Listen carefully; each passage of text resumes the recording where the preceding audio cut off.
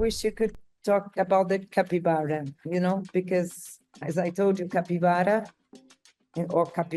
is a very, Latin American animal. And now it seems like everybody loves capybara, like I've never dreamed about watching a film, international film with a capybara.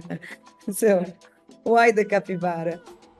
Well, yeah, as I said, all the characters are chosen with that theme of kind of trust and collaboration, and it seemed like capybaras are very like just peaceful with everyone. Like they're very chill and calm with cats or dogs or even like some predators. They seem to get along and very diplomatic, and that's the character in this film as well as there is like a lot of fighting amongst the other animals. There's the capybara who tries to make everyone be friends and tries to is very peaceful in all these crazy situations, and I think that's why people also love the real animals and also this character in the film, because that's something that we are missing nowadays, or we want to find that peace. And like there's a lot of turbulence and unpredictability, and that's my like I've been saying that I really relate to the cat the most in the film, but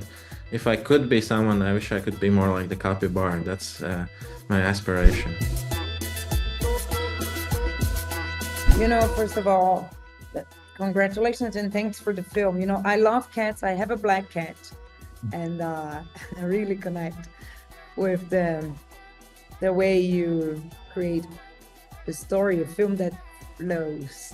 So I wish you could, yeah, it's a very organic way of telling the story. And I really like the fact that you didn't over humanized the animals, you know what I mean? Like, which I think it's really, really difficult when you make an animation. And it's only because it's not a film for kids. It's also a film for kids, but not. But I think you didn't want to make things too easy, you know what I mean? Too obvious. So I wish you could start talking about this. Yeah, well, that was from the get-go, the idea that they would act like cats and dogs instead of walking on two legs and telling jokes, which we've seen so many times. And I think that's kind of boring and like done so like I think animals are so interesting and funny and actually more similar to us than we give them credit for, and we don't need to change them to tell an interesting story. And I think it also just makes this story a lot more intense and emotional. And because if we would tell us the same type of a story with like humans in a boat, we would not care as much about them. Like for better or worse, we care more about if something happens to a cat or a dog in a film than a human. But yeah, it's also like seeing it from the cat's point of view that was important. That we create this experience where you feel like you are the cat, you are experiencing it through the cat's eyes, and it makes everything feel so much more bigger because the cat is so small. And but I think that's really exciting that you can go to a cinema and experience what it's like to be someone else, and in this case a cat, which is I think most people haven't experienced. But yeah, it's like I've had cats and dogs in my life growing up, so they were really inspired by my real pets, and I didn't have to like do too much research and understand them quite well. And but yeah, it was important that like often like you see cats, but they're not the main character. They're like in the background. But I wanted to like because I wanted to give them the space to express like the full story, because they are so expressive, and we can understand so much through their body language with their tails and ears. We understand that. So we wrote all these rules for the animators how they should move, and so there are guidelines, and we would look at the cat videos. So we had to pay our team to watch cat videos at work. That's their job.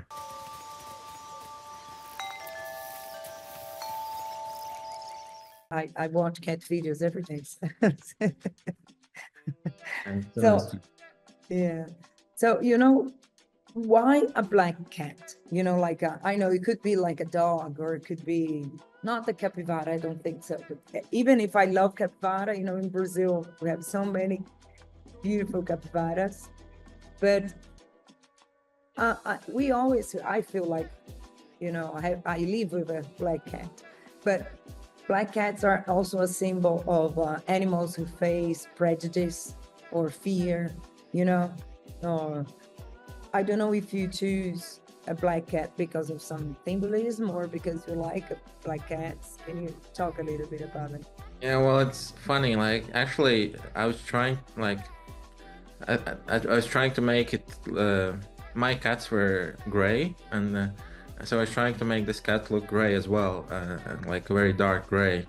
But most people seem to think that it's black, and maybe that's also okay that people have different interpretations about not just the color of the cat, but the story as well. I like that people can see different things, but yeah, actually, yeah, my intention was to have like a dark gray, but yeah, it just there wasn't really any thought put into the symbolism. It's just the way my cats were, but yeah, there that creates a very strong silhouette as well, and you can. It's much more easier to kind of frame them and to create these very dynamic images with the. It creates a very iconic silhouette with the black cat, and yeah, if that can help us to. I don't understand why there's any prejudice with that. It's really stupid, and there shouldn't be. But if this can help in any way, I hope it does. You also wrote, you were co-writer of your film. I wish you could talk a little bit about the creation of the story, like because you have these animals like dogs are related to loyalty. Capybara is friend of everybody, like you can trust the capybara. But the other dogs are kind of like egoistic. They're selfish. There's the big bird, and for me, it's quite interesting the figure of the bird. So how did you choose the animals? Because they look great, or both, like because they're symbolic, or you already told about the cat, but the other Yeah. animals. Yeah, well, yeah, it was really a big challenge to write this script. Actually, this is my second animated film, but it's the first time I actually finished the script because before, on my previous film, I just wrote like a short outline of the story and then just improvised it visually. But in this case, because the budget is much bigger, we needed to have the script to get the budget, and to me, that's like the hardest part. It's like I can't do it for a long time. I get really tired and I have to do something else. But it's also the most important part. And because yeah, some people have the idea that writing a screenplay is just the dialogue, but it's really like dialogue is typically in most films just the last layer, the last stage. You really like usually start by kind of figuring out the structure and the character motivations and what their kind of feelings and relationships are, and the dialogue is the last layer. So in many ways, this was like writing a regular script. But only it's shorter than most scripts because there's like the text is more dense. There's a lot of description of the action, and dialogue can take a lot of space on the page. But yeah, it took many drafts and it kept evolving. Some scenes were added, and I was really like changing the ending many times. Like I wasn't sure if it would work or not, and there were many different versions, and yeah, but it's really like when choosing the animals, it's kind of like thinking about the theme of the film, which is that they all are looking for a place they belong or kind of where they're accepted, and like everyone wants that, but they have different ways of doing that. So for example, the lemur thinks with these objects that it's collecting, others will like it because of that, and so they all want the same thing, but so I wanted each of them to be kind of relatable. They're not heroes or villains, and that's also hard to have like an ensemble of characters where each of them are interesting. I used to tell stories with just like one protagonist, and it's much more easier to focus in that way. But when you especially you have like single location in this example, the boat, and you don't have dialogue, and you have five characters. It's really hard to balance them, to kind of give enough attention to all of them. But that was the script, and after it was finished, actually we only used it for the funding purposes and for me to discover the story. But no one in production even read the script. Instead, I would create this kind of animatic version, which is like a rough edit of the film where um, usually these things are drawn using storyboards, but instead I create it in 3D, where it was necessary because I wanted to do these very long shots where the camera follows the characters and you get very immersed. So I do that, and making this animatic is almost like writing another draft of the script where I'm making big changes and discovering new ideas. And often in animation, the process is very rigid. You have the script and you just do what is on the page. But because it's kind of a smaller, more independent production, we have more freedom to kind of work in our own way. And when I'm doing this, making the animatic, I'm not even reading the script. I was just making it based on my memory of it. And since then, I still haven't read it. So my idea was that, like, if the idea in the script is strong enough, I will remember it and I will put it in. But if it's not strong enough, I might forget it. So that was another way of kind of testing these ideas. And so I did this version where you can already have the movement of the characters, you have the editing, you have the music, which I'd already written while writing the script. So I do it very early. And I can show this to people because it conveys a lot more than the script could, because on the script you have description of what's happening and you can kind of follow the story, but you don't get really the emotion I'm trying to evoke because it's really hard to describe with words. It's very visual and it's very abstract in some moments. And so it was helpful to have all these visual and audio materials to show people.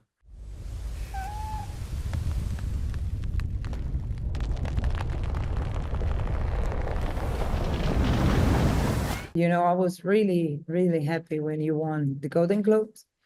And it was a beautiful surprise because we know we have big studios making beautiful films, you know. And this is a tough year for animation, which means it's a good year, you know, good contender. So how did you feel when you won the Golden Globes? I saw you at the stage, and also how do you feel now that you are at the Oscars race, you know, like in two categories? So I'm rooting for you in animation for sure. It was really incredible because, yeah, it's the first time a Latvian film had ever been nominated for either of these awards, and then to actually win the Globe was incredible because this was the first independent animated film to win. It's usually the big studios, and yeah, the way it works here, it's really hard to compete with the big marketing budgets that they have. And as I've been going to LA, you see all these billboards everywhere promoting them to the voters, and we really don't have that. It's such a smaller film, and just to be recognized as being equal, I think that's a huge thing, not just for like Latvian films, but for all kind of filmmakers from all over the world to kind of to be noticed there. And I think this will open a lot of more opportunities for independent filmmakers, especially animation, to kind of make more films. And now we don't need to be in LA to do this. We can do this anywhere because now we have the tools, because we made this film using, like, for example, a free tool called Blender, which anyone can download and use. And you don't, like, we can make it with a very small team, and we don't need these big budgets. And I think we're going to see all kinds of a bigger variety of films being made, which I'm really excited about, because I feel like with the bigger budgets, you're very constrained.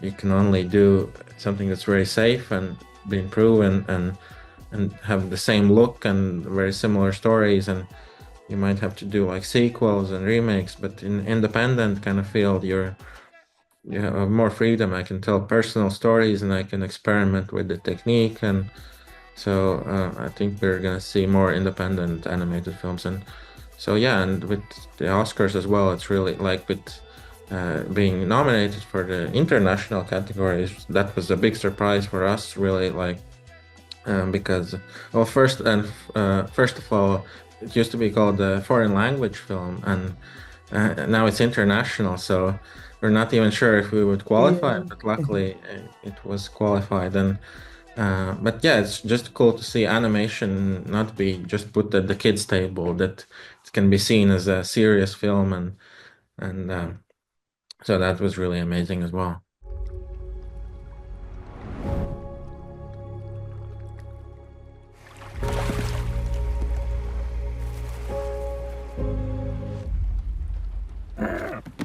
As a Brazilian, we have a Brazilian film this year as well, and it was a very huge surprise for us to be nominated for best film as well. So I can Yeah. imagine what did you feel. So it's really interesting because I feel, in a way that people are tired of the same old stories or ways of making films. So how do you feel about this connection? Because it means that people responded to what you propose. Well, I think it's like there's a lot of like doom and pessimism nowadays that they think like it's like the glory days are gone, like the like 70s or the 90s where like all these great films were made back then.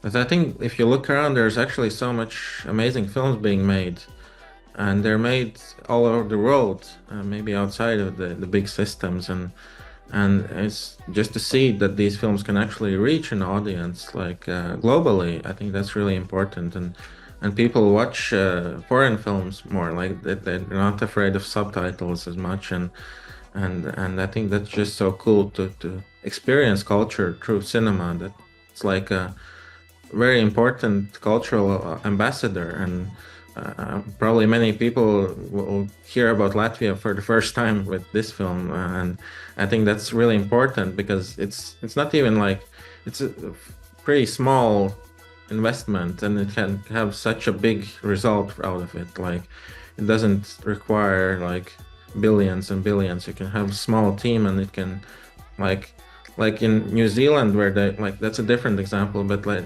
there's still people go to New Zealand just to visit the Lord of the Rings kind of these places. And now in Korea they have this explosion of films and TV series, and so I think it's really important for the film industries to kind of there's it's not just entertainment, it's not just art, or it's really part of the culture, and it really kind of brings people to your country, and so it's very meaningful. And so I don't know, I feel like there's so many exciting films also being made, and we don't need to make it for like there's like now audiences who are also more adventurous, or it used to be that people would only watch these like very traditional animated films, but now we can like people are more want to see something new, and they don't treat it as just being for kids, even though Flow also works for kids very well. But it's just I feel like yeah,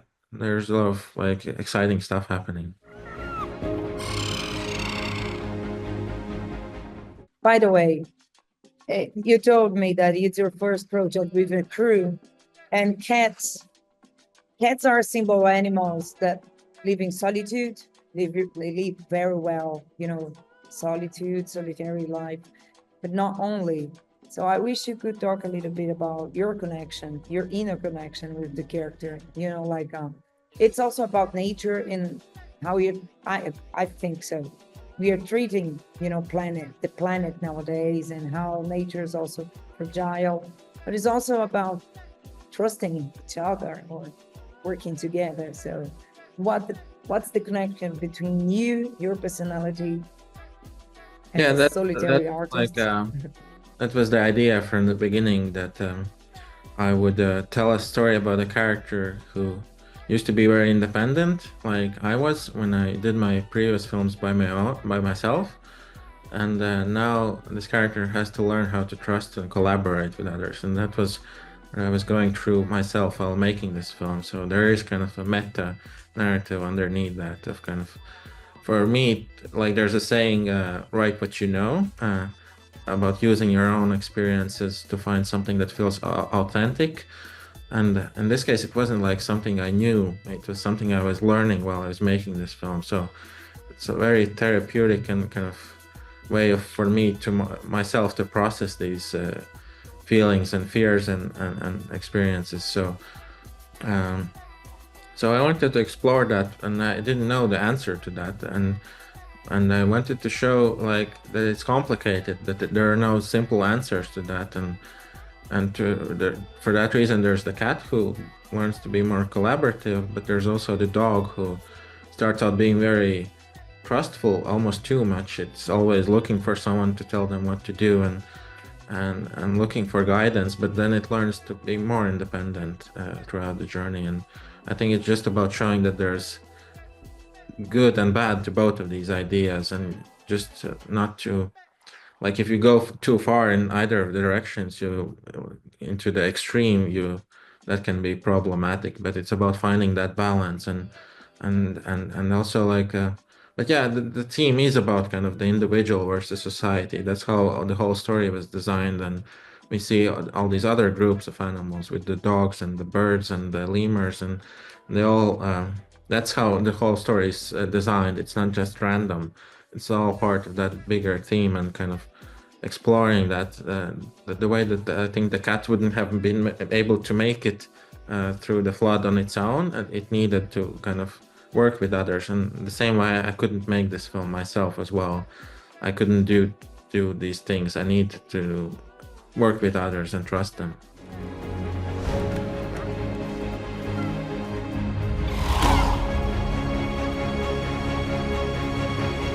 I wish you could talk about the capybara, because as I told you, capybara or capivara is a very, Latin American animal. And now it seems like everybody loves capybara, like I've never dreamed about watching a film, international film with a capybara. So why the capybara?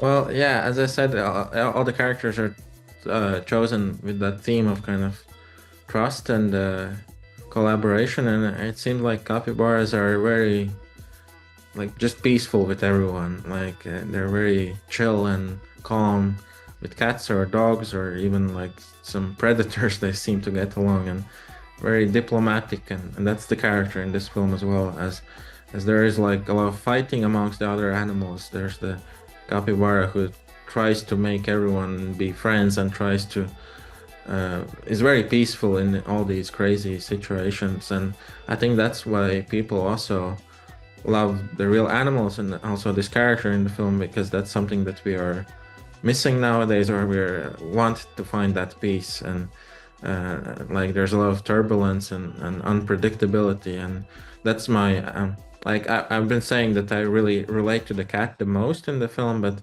if I could be someone, I wish I could be more like the capybara. That's my aspiration.